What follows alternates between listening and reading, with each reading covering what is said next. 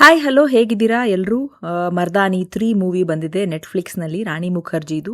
ಅದ್ರ ಬಗ್ಗೆ ಸ್ವಲ್ಪ ಮಾತನಾಡೋಣ ಅಂತ. ಮರ್ದಾನಿ 1 ಮತ್ತು ಮರ್ದಾನಿ 2 ನೋಡಿದರೆ ಇದು ಮರ್ದಾನಿ ಫ್ರಾಂಚೈಸಿಲಿ third movie. I think ಮರ್ದಾನಿ trilogy ಅಂತ ಕರೀತಾ ಇದ್ದಾರೆ. ಸೊ ಇದು ಕೊನೆ ಮೂವಿ ಆದರೂ ಆಗಬಹುದು, ಹೇಳಕ್ಕಾಗಲ್ಲ. 129 ನಿಮಿಷ ಅಂದರೆ ಸುಮಾರು 2 ಗಂಟೆ 10 ನಿಮಿಷ ಈ ಮೂವಿ ಇದೆ. ಈ ಮೂವಿಯಲ್ಲಿ ಮೊದಲು ಪಾಸಿಟಿವ್ಸ್ ಏನು ನೋಡ್ಬಿಡೋಣ, ನೆಗೆಟಿವ್ಸ್ ತುಂಬ ದೊಡ್ಡ ಲಿಸ್ಟ್ ಇದೆ.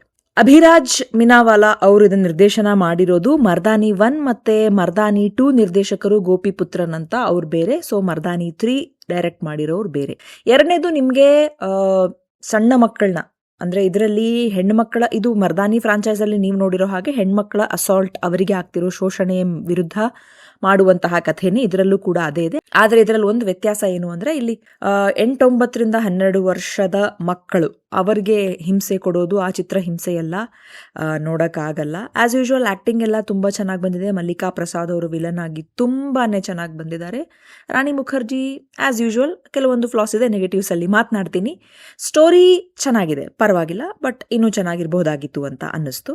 ಇದು ಓವರ್ ಆಲ್ ಮರ್ದಾನಿ ಪಾಸಿಟಿವ್ಸ್. ಇನ್ನು ನೆಗೆಟಿವ್ಸ್ಗೆ ಬಂದರೆ, ಕಥೆಯಲ್ಲಿ ಡೆಪ್ತ್, ಆಳ ಎಲ್ಲೋ ಮಿಸ್ ಆಗಿದೆ ಅಂತ ಅನ್ನಿಸ್ತು. ಒಳ್ಳೆ ಕಥೆನೇ ತಗೊಂಡಿದ್ದಾರೆ, ಆದರೆ ಅದನ್ನು ಎಕ್ಸಿಕ್ಯೂಟ್ ಮಾಡಬೇಕಾದ್ರೆ ಎಡವಿರೋದು ತುಂಬ ಚೆನ್ನಾಗಿ ಗೊತ್ತಾಗುತ್ತೆ. ಅದರಲ್ಲೂ second half as usual heroic ಕ್ಯಾರೆಕ್ಟರ್ನ ಪ್ರೇಸ್ ಮಾಡೋದು, ಅದನ್ನು ಬಿಲ್ಡ್ ಮಾಡೋದ್ರಲ್ಲೇನೆ ತುಂಬ ಶ್ರಮ ಹಾಕಿರೋ ಹಾಗೆ ಕಾಣುತ್ತೆ.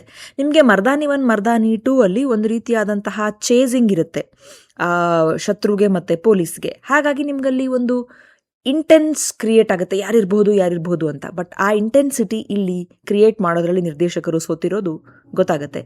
ಆಮೇಲೆ ರಾಣಿ ಮುಖರ್ಜಿ ಡೈಲಾಗ್ ಡೆಲಿವರಿ ತುಂಬ ಓವರ್ ಆ್ಯಕ್ಟಿಂಗ್ ಅಂತ ಅನ್ನಿಸ್ತು ನಂಗೆ. ಮರ್ದಾನಿ 1 ಮತ್ತು ಮರ್ದಾನಿ 2 ಅಲ್ಲಿ ಅದು ಫೀಲ್ ಆಗಿರಲಿಲ್ಲ, ಆದರೆ ಈ ಮರ್ದಾನಿ 3 ಅಲ್ಲಿ ತುಂಬಾ ಓವರ್ ಆ್ಯಕ್ಟಿಂಗ್ ಮಾಡಿದ್ದಾರೆ ರಾಣಿ ಮುಖರ್ಜಿ. ಸ್ವಲ್ಪ ಕಿರ್ಚೋದು, ಆ ಡೈಲಾಗ್ಗಳನ್ನು ಕಂಟ್ರೋಲ್ ಮಾಡ್ಬೋದಾಗಿತ್ತು ಅಂತ ಅನ್ನಿಸ್ತು. ಅದು ಬಿಟ್ಟರೆ ಸಿನಿಮಾ ನೋಡಬಹುದು.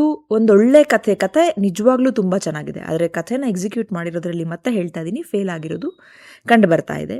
ಆಮೇಲೆ ಬೇರೆ ಸಿನಿಮಾಗಳಿಗೆ ಪ್ರೊಪಗ್ಯಾಂಡ ಅಂತಾರೆ, ಇದರಲ್ಲಿಲ್ವಾ ಪ್ರೊಪಗ್ಯಾಂಡ? ನೋಡಿ, ದೋಸ್ ಹುನೋ ಆಂಟಾಗೋನಿಸ್ಟ್ ಚಿತ್ರದಲ್ಲಿ ಖಳನಾಯಕನ ಪಾತ್ರಕ್ಕೆ ಆ ಹೆಸರಿಡೋ ಅವಶ್ಯಕತೆ ಇರಲಿಲ್ಲ ಅಂತ ನನಗನ್ನಿಸ್ತು. ಯಾಕೆ ಕುಚ್ ಹೋತಾ ಹೇ ರಾಹುಲ್ ಹೆಸರು ಯಾಕೆ ಆಗಬಾರ್ದು? It's fine. ನಾನು ಹೇಳ್ತಿರೋದು ಎಲ್ಲನೂ ನಾನು ಪ್ರೊಪಗ್ಯಾಂಡ ಅಂತ ನಾನು ಹೇಳಲ್ಲ, ಆದರೆ ಹೆಸರುಗಳನ್ನು ನೀವು ಚೂಸ್ ಮಾಡಬೇಕಾದ್ರೆ ಮಾಡುವಂತಹ ಒಂದು ಡಿಸ್ಕ್ರಿಮಿನೇಷನ್ ಎದ್ದು ಕಾಣಿಸುತ್ತೆ. Why not Rahul, why not Rohit? ಹೋಗಿ ನ್ಯೂಟ್ರಲ್ ಆಗಿರುತ್ತೆ, ಎಲ್ಲರೂ ನೋಡ್ತಾರೆ. ಬಟ್ ಸ್ಪೆಸಿಫಿಕಲಿ ಆ ಒಂದು ಹೆಸರನ್ನು ರಾಮಾನುಜ್ ಅಂತ ಖಳನಾಯಕನಿಗೆ ಆರಿಸಿರೋದು ನನಗೆ ಇಷ್ಟ ಆಗಲಿಲ್ಲ. ಬೇರೆ ಯಾವುದಕ್ಕೋ ಪ್ರೊಪಗ್ಯಾಂಡ ಅಂತೀರಾ, ಬಟ್ ನೀವು ಈ ಒಂದು ಸಿನಿಮಾದಲ್ಲಿ ಕೂಡ ಪ್ರೊಪಗ್ಯಾಂಡನ ತುರ್ಕಿರೋ ಥರ ನನಗೆ ಕಾಣಿಸ್ತು. May be it's my opinion.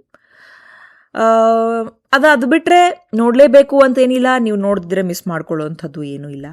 ಸುಮ್ಮನೆ ವೀಕೆಂಡ್ ಟೈಮ್ ಪಾಸ್ ಮೂವಿ ನೋಡ್ತೀನಿ ಅಂದರೆ ನೋಡಬಹುದು, ಬಟ್ ಡಿಸ್ಟರ್ಬಿಂಗ್ ಸೀನ್ಸ್ ಡೆಫಿನೆಟ್ಲಿ ಇದೆ. ಮಕ್ಕಳನ್ನ ಹೊಡೆಯೋದು, ಶೋಷಣೆ ಮಾಡೋದು, ಕೊಲೆ ಆಗೋದು, ಆ ಥರದ್ದೆಲ್ಲ ತುಂಬಾ ಇದೆ. ಯಾವುದೇ ರೀತಿ ಸ್ಪಾಯ್ಲರ್ ಇಲ್ಲದೆ ನಾನು ಸಿನಿಮಾ ಬಗ್ಗೆ ಸಾಕಷ್ಟು ಹೇಳಿದೆ ಅಂತ ಅನ್ಕೋತೀನಿ.